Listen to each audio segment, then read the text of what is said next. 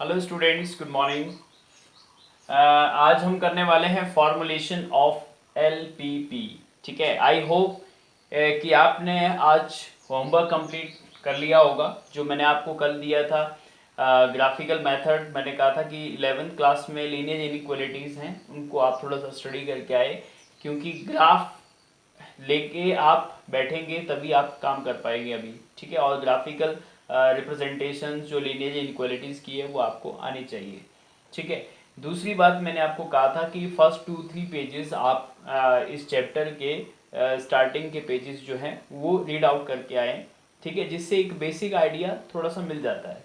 ठीक है, और मैंने कुछ एक प्रॉब्लम्स कल आपको बताई थी और वही प्रॉब्लम को हम आज डील करेंगे कि किस तरह से किसी प्रॉब्लम को, ठीक है, लीनियर प्रोग्रामिंग के ज़रिए हम कैसे सॉल्व करेंगे और कैसे उससे हम इंटरेस्ट डेवलप कर सकते हैं। तो देखिए, कल मैंने आपको एक प्रॉब्लम बताई थी। ठीक है, और वो प्रॉब्लम क्या थी? Furniture dealers deals in the only two items. ये आपके एनसीईआरटी के फर्स्ट पेज में ही आपको मिल जाएगी। ठीक है, फर्नीचर डील्स करता है only two items, tables and chairs में। ठीक है, उसके पास इन्वेस्टमेंट के लिए मनी जो है वो 50,000 है, और उसके पास स्टोरेज कैपेसिटी जो है वो है 60, मतलब 60 से ज़्यादा वो स्टोरेज नहीं कर सकता है। और एक टेबल पे जो कॉस्ट जो उसको पड़ती है परचेजिंग की वो 2500 यानी 2500, और एक चेयर जो खरीदी जाती है उसके द्वारा वो है 500 की। ठीक है, और वो एस्टिमेट करता है कि भाई जब सेल करूंगा मैं ये चीज़ मार्केट में, तो मुझे एक टेबल से जो प्रॉफिट आएगा वो अपने पास 250 रुपीज़ का, और एक चेयर पे जो प्रॉफिट आएगा वो 75 रुपीज़ का। ठीक है, तो अब उसको किस तरह से हम सेटिस्फाई करेंगे कि भाई आपको कितनी टेबल और कितनी चेयर जो है वो खरीदनी पड़ेगी या बाई करने पड़ेगी, जिससे कि वो अपना जो प्रॉफिट है उसको किस तरह से मैक्सिमाइज कर सके। ठीक है, तो यहाँ पे आपको देखिए क्या करना है।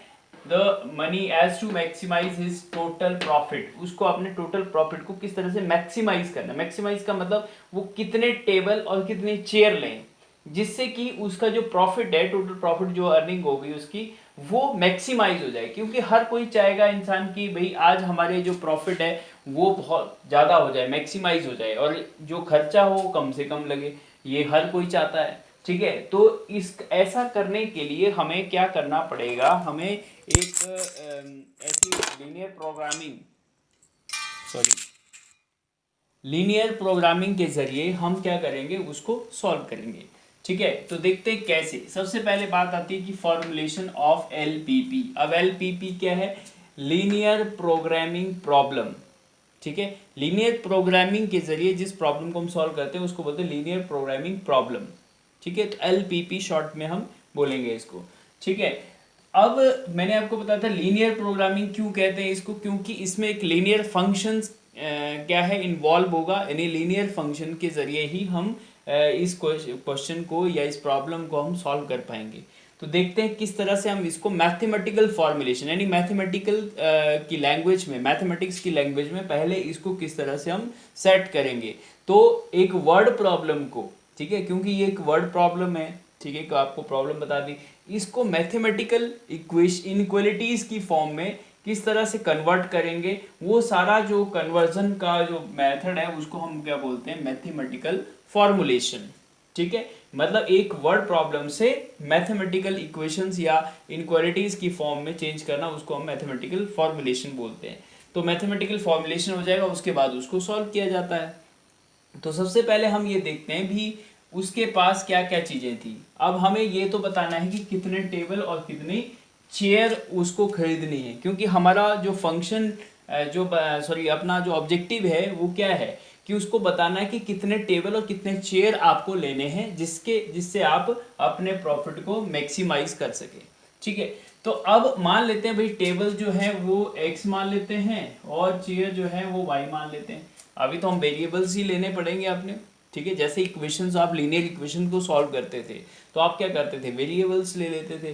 तो फिर उसको सॉल्व करके बाद में x और y की वैल्यू आएगी तो हमें पता चलेगा कितने टेबल और कितने चेयर चाहिए। ठीक है, तो इसी तरह से x और y यहाँ से लेंगे। तो हम ये मान लेते हैं कि भाई let x table x tables उसने परचेज किए एंड वाई चेयर्स उसने परचेज की। इसको आप अपनी भाषा में लिख देना, let he buys x tables and y chairs. ठीक है, तो अब हमें ये जो एक्स और वाई है, ठीक है, ये जो वेरिएबल्स हैं, तो इन वेरिएबल्स को हम क्या कहेंगे, डिसीजन वेरिएबल्स। मैंने आपको साइड में यहाँ पे कुछ टर्म्स लिखी है, धीरे धीरे जब हम इस प्रॉब्लम्स को सॉल्व करते जाएंगे तो मैं इन टर्म्स को भी रिलेट करूँगा, जिससे आपको इनकी डेफिनेशन ही नहीं, इनका आपको डायरेक्ट पता चल जाएगा कि ये चीज़ है क्या। तो देखिए मैंने डिसीजन वेरिएबल कहाँ लिखा है, यहाँ लिखा है, ये देखिए डिसीजन वेरिएबल्स। तो डिसीजन वेरिएबल्स कौन से होते हैं, ये एक्स और वाई जो है वो डिसीजन वेरिएबल्स हो गए। मतलब चेयर्स और टेबल्स कितनी है हमें नहीं पता, हमें डिसाइड करना है, ठीक है, जो डिसाइड करेंगे अपने। अब डिसीजन वेरिएबल्स आपने ये कर दिया, तो अब आप ये देखेंगे कि भाई उसके पास जो मनी है वो कितना है, 50,000 रुपीज़ है। तो अब एक चीज़ सुनो मेरी बात, कि आपके पास 50,000 रुपये से ज़्यादा तो आप इन्वेस्ट कर नहीं सकते, कम जरूर कर सकते हैं लेकिन 50,000 से ज़्यादा नहीं है। तो एक रिस्ट्रिक्शन आ गई आपके पास, तो उस रिस्ट्रिक्शन को किस तरह से आप इनक्वालिटीज़ की फॉर्म में लिखेंगे। देखिए आपके पास, आपको पता है एक टेबल जो है 2500 का आता है, ठीक है, एक परचेज जो है, खरीद जो है वो 2500 की है। तो एक्स टेबल खरीदे गए, तो एक्स टेबल्स के जो कॉस्ट बैठेगी वो कितनी हो जाएगी, 2500 इंटू एक्स। भाई जैसे आप 4 टेबल खरीदोगे तो एक टेबल 2500 इंटू 4 करोगे, तो हमें ये तो पता नहीं कि कितने टेबल हैं, वो तो एक्स माने हुए हैं, तो एक्स इंटू 2500 क्या हो जाएगा भाई, 2500 एक्स। ये किसका कॉस्ट बैठेगी, टेबल्स के लिए, क्योंकि टेबल का परचेजिंग कॉस्ट ये होगी। इसी तरह से चेयर्स का परचेजिंग कॉस्ट क्या हो जाएगी, 500 इंटू वाई, ठीक है, 500 इंटू वाई। और ये जो टोटल कॉस्ट है, क्योंकि इन्वेस्टमेंट जो मनी है वो अपने पास 50,000 से ज़्यादा नहीं है, तो इसका मतलब जो टेबल खरीदोगे आप उस, और चेयर जो खरीदोगे, उन सब का जो कॉस्ट होएगी, दोनों का प्लस करके जो कॉस्ट होगी वो 50,000 से कम या इक्वल हो सकती है, उससे ज़्यादा तो है नहीं आपके पास। तो इसका मतलब इन दोनों का जो सम है, मतलब ये जो अपने पास पैसा है वो कितना है, 50,000 से कम, मतलब आना चाहिए खर्चा इसका, इन दोनों का, या 50,000 के इक्वल भी आ सकता है, क्योंकि 50,000 तक आप क्या कर सकते हैं, इन्वेस्ट कर सकते हैं, 50,000 से ज़्यादा कर ही नहीं सकते क्योंकि ये रिस्ट्रिक्शन पहले ही अपने पास है। तो देखिए एक इनक्वालिटी तो आपके पास फॉर्मुलेट हो गई यहाँ पे, क्या, 2500x plus 500y less than और इक्वल टू 50,000। कैसे आई, समझ में आया। ये परचेजिंग कॉस्ट है, ये टेबल की है, ये चेयर की है, ठीक है, एक्स टेबल का इतना हो गया, वाई टेबल का इतना हो गया, तो टोटल दोनों को जब परचेज करेंगे तो टोटल जो खरीद का कॉस्ट है वो कितनी आई आपके पास, वो टोटल आगे 50,000 से कम या इक्वल हो सकता है, तो इसलिए इक्वलिटी इक्वल भी लगा दिया। अब इसको थोड़ा सा हम शॉर्ट फॉर्म में लिख सकते हैं।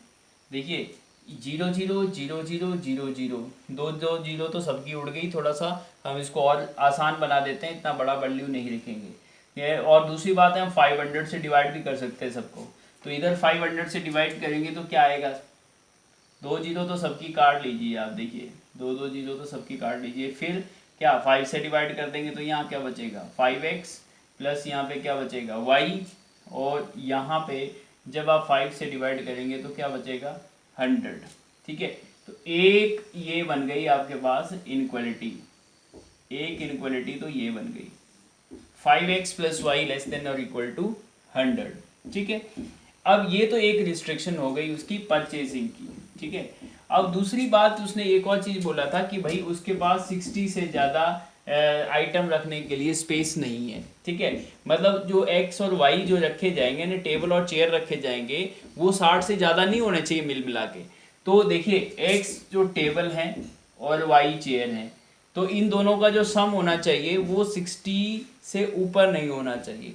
मतलब इन दोनों का सम, देखिए ये एक्स टेबल और वाई, मतलब एक्स और कुछ टेबल रखेंगे कुछ चेयर रखेंगे, लेकिन दोनों का जो टोटल होना चाहिए वो 60 से ज़्यादा नहीं होगा, क्योंकि 60 के पीसीस से ज़्यादा वो रख नहीं सकता, ठीक है। तो इसका मतलब एक रिस्ट्रिक्शन ये हो गई अपने पास, X plus Y less than और इक्वल टू 60, ठीक है।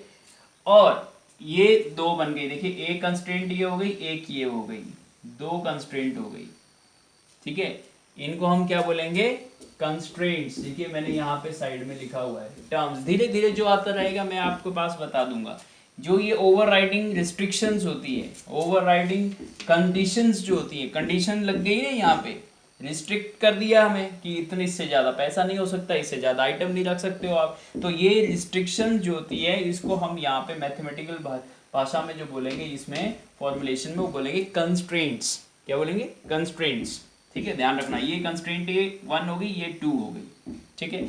तीसरी बात ये हो गई कि आपने पास जो नंबर ऑफ टेबल्स हैं, भाई नंबर ऑफ टेबल्स नेगेटिव तो नहीं हो सकते, चेयर जो होंगे वो नेगेटिव तो नहीं हो सकती किसी चीज़ का। जैसे आप खरीदोगे, मान लो आपने टेबल लिया ही नहीं, तो जीरो तो हो सकता है ना, जीरो से कम तो हो ही नहीं सकता, कोई सेंस बैठती नहीं है। तो टेबल या चेयर जो होंगे उसके नंबर जो होगा, यानी एक्स और वाई की जो वैल्यू होंगी वो नॉन नेगेटिव होंगी। कैसी होंगी, नॉन नेगेटिव, कभी नेगेटिव नहीं हो सकती, क्योंकि जब भी आप कोई चीज़ परचेज करोगे, टेबल ले रहे हो, चेयर ले रहे हो, तो नेगेटिव तो हो नहीं सकती, नहीं लिया तो जीरो, लेकिन कुछ लेंगे तो क्या होगा, पॉजिटिव वैल्यू आएगी।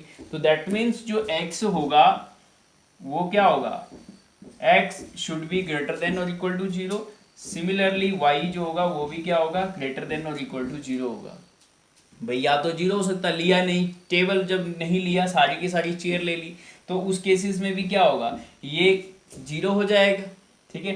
तो जीरो में भी हो सकता है, एक्स और वाई जीरो हो सकता है, लेकिन अदरवाइज क्या होगा, पॉजिटिव होगा, ठीक है। तो ग्रेटर देन और इक्वल टू यानी नेगेटिव तो हो ही नहीं सकता, तो इनको हम बोलते हैं नॉन नेगेटिव कंस्ट्रेंट्स।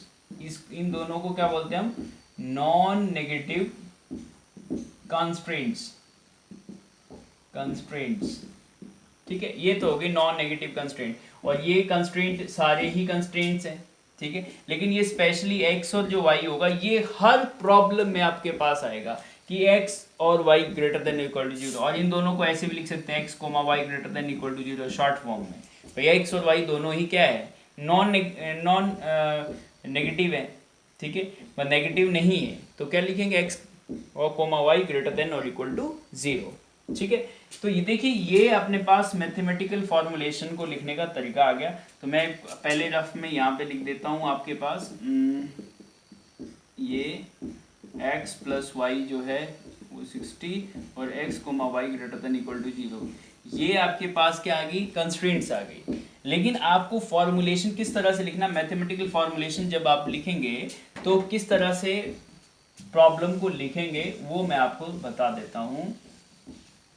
आपको देखिए, आपका समस्या क्या थी, आपकी समस्या थी maximise the profit, maximise the profit, ठीक है। आपको प्रॉफिट क्या करना है, मैक्सिमाइज। तो सबसे पहले प्रॉफिट जो मैक्सिमाइज या मिनिमाइज करना है वो आपका क्या हो जाता है, ऑब्जेक्टिव फंक्शन हो जाता है। देखिए, आप ऑब्जेक्टिव फंक्शन को किससे, एक्स और वाई तो ये हो गया, मैक्सिमाइज और मिनिमाइज आप किसको करना है, ऑब्जेक्टिव फंक्शन को। और ऑब्जेक्टिव फंक्शन हमारा क्या है, मैक्सिमाइज प्रॉफिट, प्रॉफिट को मैक्सिमाइज करना है। और हमेशा जब भी ऑब्जेक्टिव फंक्शन है उसको हम कैपिटल जेड से डिनोट करते हैं, या यहाँ हमारा लीनियर प्रोग्रामिंग में लिखने का तरीका है, ठीक है। तो यहाँ पे लिखेंगे मैक्सिमाइज, ठीक है, मैक्सिमाइज जेड, यानी जेड हमारा क्या था, जेड क्या था, प्रॉफिट था, जेड क्या था, प्रॉफिट, ठीक है। Maximise z is equal to, अब देखिए टोटल प्रॉफिट कितना होगा, ठीक है, टोटल प्रॉफिट कितना होगा, एक्स टेबल खरीदे, ठीक है। इसने कहा था कि पूरे के पूरे जितने खरीदे थे वो सारे अगर सेल आउट हो जाए तो कितना मैक्सिमम प्रॉफिट कितना होगा, मतलब मैक्सिमाइज करने के लिए हम कितनी टेबल और कितनी चेयर लेनी है, तो मैक्सिमाइज करना है प्रॉफिट, तो ठीक है। तो प्रॉफिट मैक्सिमाइज करने के लिए अपने पास क्या करना पड़ेगा, मैक्सिमाइज जेड, यानी जेड टोटल प्रॉफिट हो गया, ठीक है। जेड से डिनोट करते हैं हम टोटल प्रॉफिट यहाँ पे, ठीक है। तो maximise z is equal to क्या, एक टेबल पे कितना प्रॉफिट होता था, 250, तो एक्स टेबल पे कितना हो जाएगा बेटा, 250x, भाई एक टेबल पे 250, तो एक्स टेबल खरीदे थे तो एक्स बिकेंगे तो 250x, उस पे प्रॉफिट जो आएगा वो कितना आएगा, 250x, प्लस चेयर पे कितना आएगा, 75y, एक पे 75 आ रहा है एक चेयर पे, तो y चेयर्स बेच दिए तो 75 आ जाएगा। तो ये हमारा क्या हो जाएगा, इसको हम बोलते हैं ऑब्जेक्टिव फंक्शन। क्या बोलेंगे बेटा, ऑब्जेक्टिव फंक्शन। ठीक है, ये जो हम लिखते हैं z इज इक्वल टू, यानी z क्या था यहाँ पे, प्रॉफिट था। तो इस फंक्शन को, यानी एक लीनियर फंक्शन बना या नहीं, लीनियर है ना, कि sometimes x plus sometimes y, ठीक है, तो एक लीनियर बन गया। यहाँ कोई क्वाड्रेटिक इक्वेशन नहीं बन रही है, एक लीनियर फंक्शन बन रहा है। तो इसीलिए इसको हम लीनियर प्रोग्रामिंग प्रॉब्लम बोलेंगे, क्योंकि यहाँ जो फंक्शन बनेंगे ऑब्जेक्टिव फंक्शन, वो कैसे बनेंगे, लीनियर फंक्शन बनेंगे। ठीक है, तो यहाँ देखिए maximise z is equal to 250x plus 75, ये हमारा ऑब्जेक्टिव फंक्शन है। मैंने यहाँ पे लिखा होगा, हाँ ये देखिए, ये टर्म ऑब्जेक्टिव फंक्शन आपको मैं अभी 3 गोल कर चुका हूँ यहाँ पे। ठीक है, लीनियर प्रोग्रामिंग प्रॉब्लम LPP भी बता दिया मैंने, कि क्योंकि जो प्रॉब्लम है वो कौन सी है, लीनियर फंक्शन यूज होता है, इसलिए इस प्रॉब्लम को हम बोलते हैं LPP, लीनियर प्रोग्रामिंग प्रॉब्लम। ठीक है, जो यहाँ से आता जाएगा मैं यहाँ पे आपको बता रहा हूँ। तो ये हमारा क्या हो गया, ऑब्जेक्टिव फंक्शन। अब लिखते किस तरह से इसको फॉर्मुलेट, मैथमेटिकल फॉर्मुलेशन वो ही मैं बता रहा हूँ। सबसे पहले लिखना मैक्सिमाइज या मिनिमाइज, मिनिमाइज की होगी तो मिनिमाइज, मैक्सिमाइज होगा तो maximise. z is equal to, जो भी यहाँ पे प्रॉफिट फंक्शन बन रहा है वो आपने लिख दिया। ठीक है, सब्जेक्ट टू कंस्ट्रेंट्स, इस तरह से लिखना, देखिए सब्जेक्ट टू कंस्ट्रेंट्स। ठीक है, सब्जेक्ट टू कंस्ट्रेंट मतलब इसमें कौन कौन सी रिस्ट्रिक्शन लग रही है वो आपको इसके नीचे लिखना है। इस तरह से ये लैंग्वेज है इसके लिखने की, मैक्सिमाइज z, ये objective function, subject to constraint. और क्या कंस्ट्रेंट थी, यहाँ पहले ही निकाल चुके हैं, ये वाली 5x plus Y less than और equal to 100, x plus Y less than और इक्वल टू 60, और x y ग्रेटर देन और इक्वल टू 0। ठीक है, ये हमारे पास क्या बन गया, मैथमेटिकल फॉर्मुलेशन। समझे या नहीं, यानी वर्ड प्रॉब्लम जो थी ना हमारी, उसको किस फॉर्म में ले आए हम, शॉर्ट फॉर्म में, मैथमेटिकल नोटेशन में ले आए। देखो इनक्वालिटीज की फॉर्म में, इसको बोलते हैं हम mathematical formulation of LPP। Clear, अब ये तो मैथमेटिकल फॉर्मुलेशन हो गया, लेकिन इसको अब सॉल्व कैसे करेंगे, ठीक है, उसके बारे में बात करते हैं। ठीक है, अब ये जो z की जो वैल्यू है ना, z की वैल्यू, z ऑब्जेक्टिव फंक्शन है, तो ये जो वैल्यू होगी इसको हम क्या बोलते हैं, ऑप्टिमल वैल्यू। अब ऑप्टिमल का मतलब यहाँ पे होता है कि किसी चीज को हम एक्सट्रीम देखना होता है, कि मैक्सिमम या मिनिमम वैल्यूज जब देखते हैं हम, उसको बोलते हैं हम ऑप्टिमल वैल्यू। तो देखिए अबे या तो यहाँ मैक्सिमाइज करना होता है या मिनिमम करना होता है। तो यहाँ जब भी हम मैक्सिमाइज मिनिमम प्रॉब्लम में कभी भी मैक्सिमम या मिनिमम वैल्यू निकालते हैं, तो उस प्रॉब्लम को हम क्या बोलते हैं, ऑप्टिमाइजेशन प्रॉब्लम बोलते हैं। ठीक है, और जो वैल्यू निकल के आती है उसको बोलते हैं ऑप्टिमल वैल्यू। ठीक है, तो मैंने यहाँ पे एक टर्म लिखी है ऑप्टिमल वैल्यू। तो ऑप्टिमल वैल्यू क्या होगी, ये जो z की जो वैल्यू होगी वो ऑप्टिमल वैल्यू होती है, ऑब्जेक्टिव फंक्शन की जो वैल्यू होगी।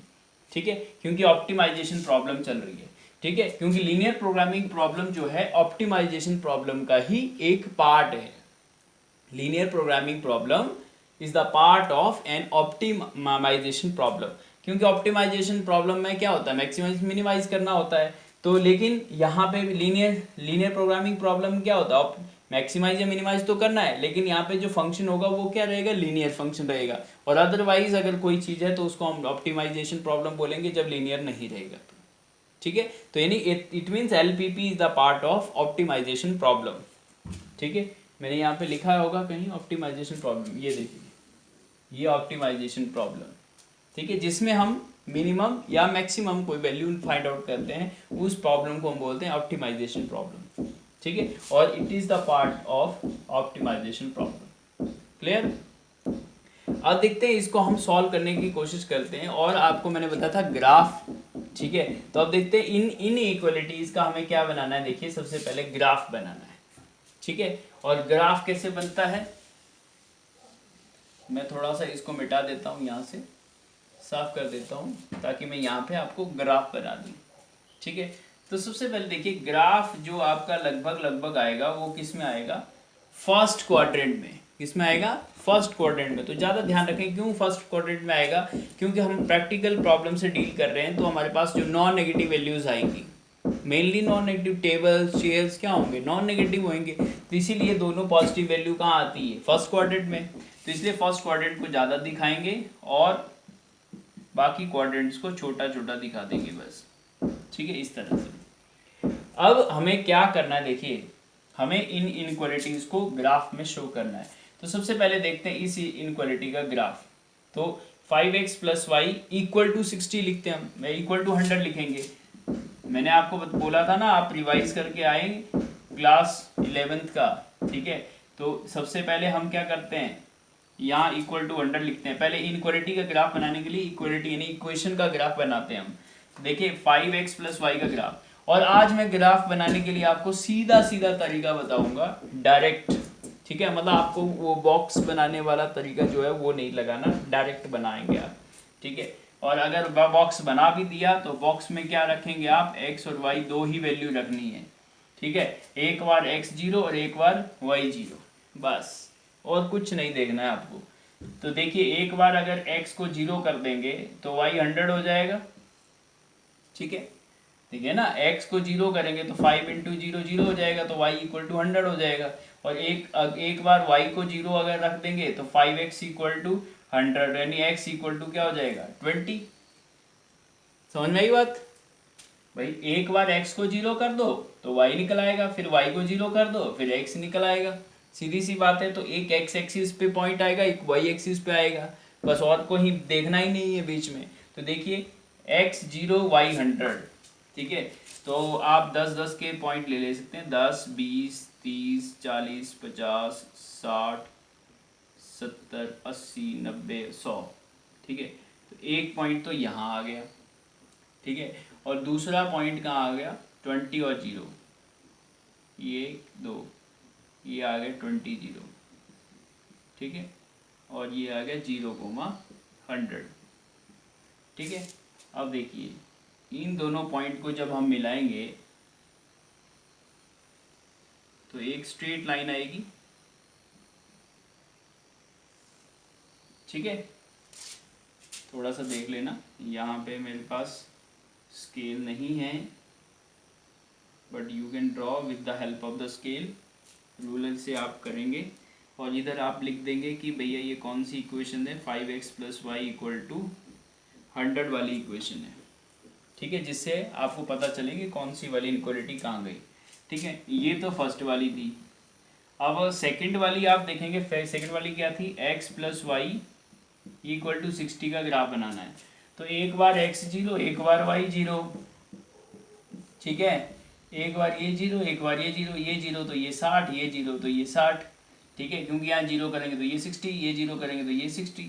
तो 60,0 मतलब 3 4 5 6, एक पॉइंट तो यहाँ आएगा 60,0 x 60 y0, और एक यहाँ आएगा 10 20 30 40 50 60 0,60, एक यहाँ आ गया। तो ये कुछ इस तरह से लाइन आ गई। ठीक है, और इसकी है x plus y equal to 60। ये देखिए, और ये पॉइंट तो आपके पास पता ही है आपको, ये 0,0 होता है। ठीक है, अब दोनों को बना दिया आपने ग्राफ, और अब तीसरी वाली कौन सी बची है, x, y greater than equal to 0। तो थर्ड चीज है x इक्वल टू 0 और y इक्वल टू 0। इक्वेशन का ग्राफ बनाएंगे तो इनक्वालिटी को हटाएंगे तो इक्वेशन आएगा। तो x इक्वल टू 0 कौन सी होती है, ये वाली y axis. x equal to 0 y axis होती है, और y इक्वल टू 0 कौन सी होती है, x एक्सिस। x एक्सिस में y की वैल्यू 0 और y एक्सिस में x की वैल्यू 0। तो ये हो गया ये इक्वेशन, ये इक्वेशन, ये इक्वेशन, ये इक्वेशन। तो 4 लाइनें बन गई अपने पास, 4 लाइन्स आ गई। अब आपको ये देखना है कि किस इन सब का जो कॉमन यानी फिजिबल रीजन, अभी मैं बात कर रहा हूँ किसकी, फिजिबल सॉल्यूशन या फिजिबल रीजन। नेक्स्ट टर्म अपनी जो है वो फिजिबल रीजन। तो फिजिबल रीजन क्या होता है, जैसे मैंने 11th क्लास में बताया था। 11th क्लास में आपने क्या पढ़ा था, एक लाइन है तो उसके या तो इस साइड को सॉल्यूशन रीजन होगा या इस साइड को होगा। डिपेंड करेगा कि आपने ओरिजिन टेस्ट लिया है या कोई और टेस्ट किया है, मतलब एक साइड को सॉल्यूशन रीजन आएगा। इनक्वालिटी जो होगी लेस देन और इक्वल टू जिस तरफ सेटिस्फाई करेंगे पॉइंट, तो आप ये देखेंगे कि इस लाइन का x प्लस वाई का सेटिस्फेक्शन किस तरफ आता है। तो आप इनइक्वालिटी में भर के देखेंगे, इसमें ऑरिजिन भर के देखेंगे, दोनों में ऑरिजिन टेस्ट देखते हैं। तो इसमें ऑरिजिन भरेंगे तो 0 + 0 < 60, तो 0 < 60 करेक्ट बात है भाई, 0 60 से कम ही आता है। तो ऑरिजिन टेस्ट में क्या हुआ, ये पास हो गया। तो इसका मतलब ऑरिजिन की तरफ वाले जो पॉइंट्स होंगे इसके x plus y equal to 60 के, ये इसका सोल्यूशन रीजन किस तरफ होगा, इस तरफ होगा। तो आपको इस तरह से एरो लगाना है जिससे पता चले कि भैया इसका जो सोल्यूशन रीजन है इस लाइन का, इस इनइक्वालिटी का जो सोल्यूशन रीजन है वो इस तरफ है। ये वाला प्लेन जो है, हाफ प्लेन जो है वो ये वाला है, ये नहीं है, इसका सोल्यूशन रीजन इधर होगा। ठीक है, तो आपको शेड नहीं करना है क्योंकि आप कॉमन रीजन को ही शेड करेंगे सिर्फ, तो इसलिए एक एरो लगा सकते हैं आप जिससे आपको इंडिकेशन मिल जाए कि किस तरफ इसका सोल्यूशन रीजन है। इस तरह से, और इसका भी देख लेते हैं, इसमें ऑरिजिन टेस्ट करेंगे तो यहाँ 0 यहाँ 0, तो 0 + 0 0 0 < 100, तो इसमें भी क्या होगा, ऑरिजिन की तरफ ही होगा। तो इस इनइक्वालिटी का भी ग्राफ जो होगा वो किस तरफ होगा, सोल्यूशन रीजन जो होगा वो किस तरफ होगा, मतलब इस साइड, ऑरिजिन की तरफ, इधर नहीं होगा इस लाइन का, क्योंकि हर लाइन की दो ही पार्ट करती है एक प्लेन के, तो या तो ये वाला प्लेन या ये वाला हाफ। ठीक है, तो ये वाला हाफ प्लेन और ये वाला हाफ प्लेन आया।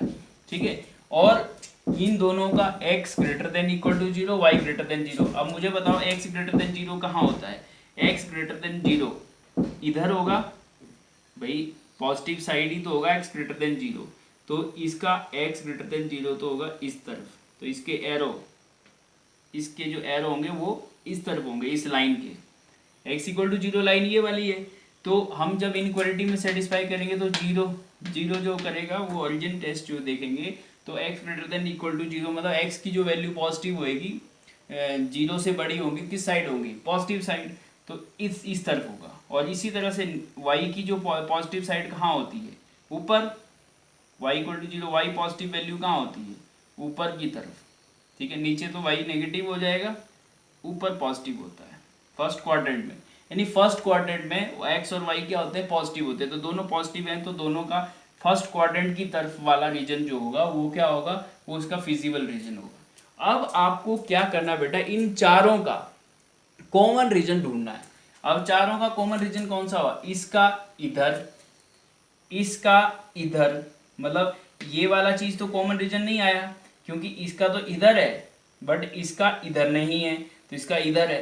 लेकिन ये वाला जो रीजन है ये इसके इधर भी आ रहा है और इसके भी इधर आ रहा है, तो ये वाला रीजन दोनों के रीजन में आ रहा है, और इसके इधर तो जाना नहीं है तो इसका इधर होगा, इसका इधर होगा।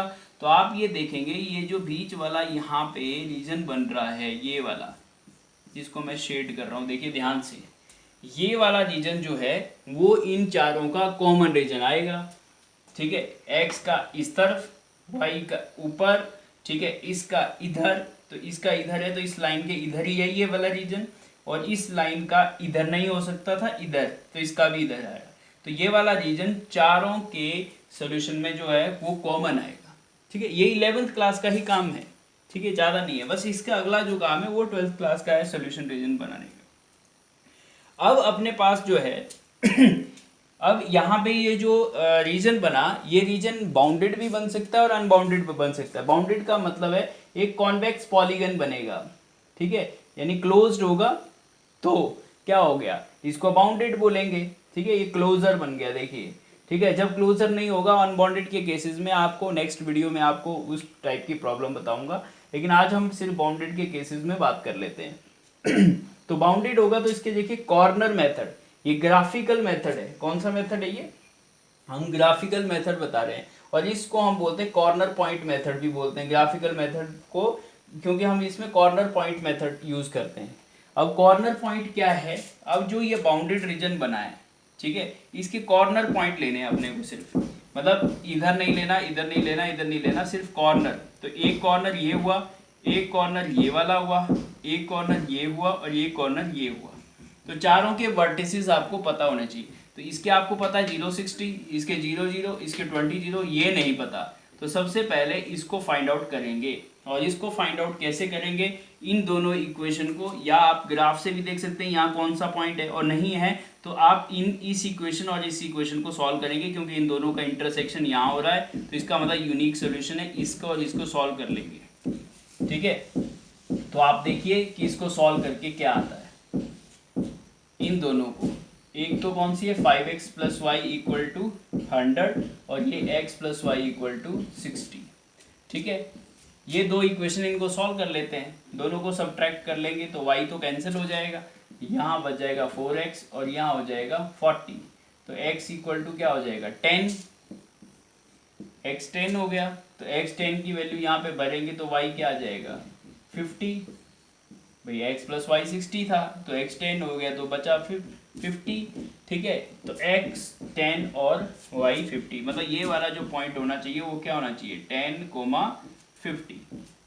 क्लियर भाई, ये वाला इंटरसेक्शन पॉइंट इन दोनों लाइन का कॉमन पॉइंट था, तो इसीलिए इन दोनों को सॉल्व करोगे तो ये पॉइंट मिल जाएगा, सॉल्यूशन आ जाएगा।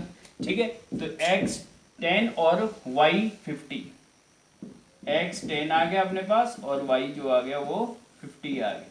ठीक है, यहाँ पे तो ये चारों पॉइंट्स अपने पास आ गए, देखिए 1 2 3 4 आ गए या नहीं। अब आपको क्या करना है, जो z की वैल्यू थी वो इन चारों पॉइंट पे देखनी है। ठीक है, क्योंकि इसमें दो थ्योरम है एनसीईआरटी बुक में, उसमें आप देखना कि जो फिजिबल रीजन होता है ना, ये वाला रीजन, उसके चार जितने भी कॉर्नर पॉइंट्स होंगे उन कॉर्नर पॉइंट्स में से एक कॉर्नर पॉइंट पे ही मैक्सिमाइज या मिनिमम वैल्यू जो होगी वो एग्जिस्ट करेगी। ठीक है, और बाउंडेड केस होगा तो इसमें से इन चारों में से कोई भी एक में जो मैक्सिमम आया वो गया, तो इन चारों पे हमें जेड की वैल्यू चेक करनी होगी। तो जेड की वैल्यू देखिए, यहाँ पे हम लिखेंगे कॉर्नर पॉइंट्स, एक टेबल बना देंगे, कॉर्नर पॉइंट्स, इधर लिखेंगे जेड। जेड क्या था अपने पास, जेड ये था 250x प्लस 75y। ठीक है, इसकी वैल्यू निकालेंगे इस तरह से। ठीक है, यहाँ पे चाहे तो आप सीरियल नंबर दे सकते हो 1 2 3 4, क्योंकि आपके पास 4 पॉइंट्स हैं और कॉर्नर पॉइंट्स कौन कौन से आ गए, एक तो आया 0,60, एक आया 0,0, 0,60, 00, 20, और तीसरा आया 10, 50 ये। ठीक है, इन चारों पॉइंट्स पे आपको जेड की वैल्यू निकालनी है, और जेड की वैल्यू कैसे निकालनी है, x 0 y 60, तो इसमें x की वैल्यू 0 भरेंगे, y 60 भरेंगे और फाइंड आउट कर लेंगे कि z अपने पास क्या आया। ठीक है, तो लेट अस सी, आप कैलकुलेट करिए। ठीक है, इस केसेस में तो 0 ही आ जाएगा, 0 0, क्योंकि 250 इंटू एक्स 0, और ये भी y भी 0 अगर भरेंगे तो 0 हो जाएगा, 0 प्लस 0 0 हो जाएगा। लेकिन यहाँ पे क्या आएगा, x 0 भरेंगे तो ये तो पूरी आइटम 0 हो गई, लेकिन 60 इधर भरेंगे तो 75 इंटू 60 ये करेंगे, तो आप देखिए 0 तो आएगी, 6 5 जा 30 हो जाएगा, 3 7 6 जा 42 और 3 45, ये आएगा ऐसे 4500। ठीक है, यानी 0,60 पे जो वैल्यू आई वो 4500 आई। ठीक है, 4500, 0 0 पे तो 0 ही आ जाएगी, क्योंकि यहाँ x 0 भरेंगे y 0 भरेंगे तो 0 आ जाएगा। 20 0, अब देखिए 20 इंटू 250, मतलब 250 को किससे करेंगे आप, 20 से करेंगे तो 2 0 तो आएगी, 25 दूना 50, 5000 आ गया। ठीक है, और y तो 0 है तो 0 इंटू 25 ये 0 हो जाएगा, ये वाला y 0 है ना, तो यानी 5000 यहाँ पे आ गया वैल्यू। ठीक है, और लास्टली x10 करेंगे तो ये हो गया, देखिए 250 तो पहले से ही था, x10 करेंगे तो ये तो हो गया 0, ये हो गया टेबल का। ठीक है, और चेयर का क्या होगा 75 इंटू 5, 75 इंटू 5 करेंगे तो 5 5 जा 25, 7 5 जा 35 और ये। ठीक है, तो एक 0 की ये 0 लग गई, तो कितना आया 3750 प्लस 2500। ठीक है, 0 5 7 5 12 4 2 6 6250। ठीक है, ये आ गई वैल्यू। ठीक है, अब आप देखेंगे आपको क्या करना था, ये जो पॉइंट्स है ना इनमें आपको इधर x और y की वैल्यू भरनी है ये, और यहाँ पे वैल्यू निकालनी टेबल पे।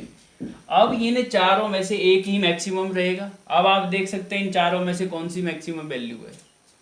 4500, 0, 5000 और 60, ये मैक्सिमम वैल्यू देखिए, ये आपके पास क्या है, मैक्सिमम वैल्यू है। और मैक्सिमम वैल्यू कितनी आई है, 6250 का प्रॉफिट आया। ठीक है, आप ये भी कह सकते थे, देखिए अगर उसने सिर्फ टेबल लिया ही नहीं, टेबल 0 लिए और सारी की सारी 60 चेयर ले ली, तो 60 चेयर पे उसको कितना प्रॉफिट होगा बेटा, 4500। ठीक है, मतलब उसने टेबल लिया ही नहीं, चेयर ही ले ली सारी। ठीक है, तब उसको 4500। उसके पास ये भी पॉसिबिलिटी थी, अरे कुछ लेगा ही नहीं तो 0 ही रहेगा ना प्रॉफिट, ऐसा तो केस ही नहीं होगा। और 20,0 मतलब आपने उसने 20 टेबल ही लिए, ठीक है, और चेयर लिया ही नहीं, ठीक है, तो उसको कितना का प्रॉफिट हुआ, 5000 का हुआ। ठीक है, लेकिन इन दोनों सिचुएशन के अलावा ये वाली जो सिचुएशन ऐसी बनी जिसमें उसको मैक्सिमम प्रॉफिट मिलेगा। देखिए 6250, इससे भी ज्यादा प्रॉफिट मिल रहा है यहाँ पे। कब, जब वो 10 तो टेबल ले और 50 क्या ले, चेयर। देखिए ये तो x की वैल्यू है, ये y की, तो ये क्या थे, टेबल, और ये क्या था, चेयर। तो देखिए प्रॉब्लम को सॉल्यूशन हमारे पास मिल चुका है इस प्रॉब्लम का, और वो क्या थी कि कितने उसको टेबल लेने चाहिए थे बेटा। तो टेबल उसको 10 लेने चाहिए और चेयर उसको कितनी लेनी चाहिए, 50 लेनी चाहिए, और उसको जो प्रॉफिट आएगा वो कितना आएगा, 6250 आएगा। और इससे ज़्यादा कभी उसको प्रॉफिट हो ही नहीं सकता और किसी कम्बिनेशन में। यहाँ पे आप ये बोल लो कि भैया 20 टेबल ले लो और चेयर जो है वो 40 ले लो, तो उस केसेस में आप कैलकुलेट करेंगे तो देखेंगे इससे कम ही प्रॉफिट आएगा। ठीक है, आप करके देख लेना, ट्राई कर लेना अलग अलग कॉम्बिनेशन में। ठीक है, तो ये हमने, देखिए हमने कोई रेंडमली कोई हिट एंड ट्रायल मेथड किया नहीं कि कभी हमने 20 डाल के देखा, 40 चेयर 20 टेबल, या 20 टेबल 40 चेयर, या 30 टेबल 30 चेयर, ऐसे करके देखा, ऐसा नहीं किया हमने। ठीक है, हमने डायरेक्ट सीधा कंक्लूजन पे आ गए कि भैया तुम तो सीधा क्या काम करो, 10 तो टेबल ले आओ और 50 चेयर ले आओ, उससे ज़्यादा प्रॉफिट तुम्हें कभी नहीं मिलेगा। तो ये इस प्रॉब्लम का क्या हुआ, सोल्यूशन हुआ, एग्जैक्ट सोल्यूशन हुआ। और ये जो प्रॉब्लम थी वो कौन सी थी, लीनियर प्रोग्रामिंग प्रॉब्लम। ठीक है, अब आपको इसमें इंटरेस्ट बनने लग जाएगा। देखिए ऐसी प्रॉब्लम्स तो हम अपने कोई भी डेली लाइफ में भी आप बना सकते हैं। ठीक है, बहुत सारी ऐसी समस्याएं आती है, कई बार हमें मैक्सिमाइज करना होता है अपना प्रॉफिट, या कॉस्ट को लो करना होता है, कम से कम खर्चा हो। तो ऐसी प्रॉब्लम्स को डील करते हैं हम जब प्रैक्टिकल लाइफ में, तो उसको, उसका जो सॉल्यूशन है उसको हम फाइंड आउट कर सकते हैं बड़े इजीली, और अपने ज़्यादा से ज़्यादा प्रॉफिट भी ले सकते हैं और कम से कम कॉस्ट भी बना सकते हैं। तो ऐसी समस्याएं जो होती है वो हमेशा होती है, हर जगह पे होती है। हर कंपनी को ये चाहिए कि कम से कम हमारा कॉस्ट लगे और ज़्यादा से ज़्यादा प्रॉफिट लगे, तो उनके पास जो ऐसे बंदे होते हैं जो इस चीज़ का इस्तेमाल करते हैं और काम करते हैं। तो इसलिए ये चीज़ तो इंटरेस्टिंग है, सीखना चाहिए। ठीक है, तो यहाँ पे हमने कुछ चीज़ें की। ठीक है, इसमें मैंने आपको ये सारे जो साइड में लिखे थे लगभग सभी मैंने बता दिए हैं, जिसमें अनबाउंडेड वाला जो केस है वो मैं आपको नेक्स्ट वीडियो में आपको बताऊंगा। ठीक है, लेकिन फिलहाल इस वीडियो में मैंने आपको ये बताने की कोशिश की है कि किस तरह से एक जो प्रॉब्लम है उसको किस तरह से फॉर्मुलेट करते हैं और लिखने का क्या तरीका रहता है, और उसको कैसे सॉल्व करते हैं ग्राफिकल मेथड से। ठीक है, कॉर्नर पॉइंट मेथड जो है, जिसमें सारे जो ग्राफ में जो पॉइंट्स आएंगे कॉर्नर पे, उन चारों पॉइंट्स पे हमें इसकी वैल्यू देखनी है। 4 होंगे या 5 होंगे, कभी 3 होंगे, कितने भी हो सकते हैं। ठीक है, तो उस केसेस में आपको इस तरह से जिसमें भी मैक्सिमम आएगा वो डिसाइड करेगा, वो डिसाइड करेगा। डिसीजन वेरिएबल्स जो आएंगे उनकी वैल्यू आ जाएंगी 10 और 50। तो जैसे इधर आई 10 50, तो इससे हमें पता चल जाएगा कि 10 टेबल थे और वाई क्या था, हमने चेयर था, टेबल और चेयर एक्स और वाई थे, तो इसीलिए उनकी वैल्यू इस तरह से आ गई। ठीक है, तो नेक्स्ट वीडियो में हम बात करते हैं एक्सरसाइजेस की। जो एक्सरसाइज है 12.1 एक्सरसाइज है, उसमें भी आपको क्या है, आपको वर्ड प्रॉब्लम नहीं है अभी। ठीक है, तो वर्ड प्रॉब्लम नेक्स्ट एक्सरसाइज में आएगी, लेकिन आपके पास फॉर्मुलेट करने के लिए नहीं बोलेगा, आपको पहले से ही मतलब इस तरह से दे दिया होगा, फॉर्मुलेट करके ही दी है प्रॉब्लम।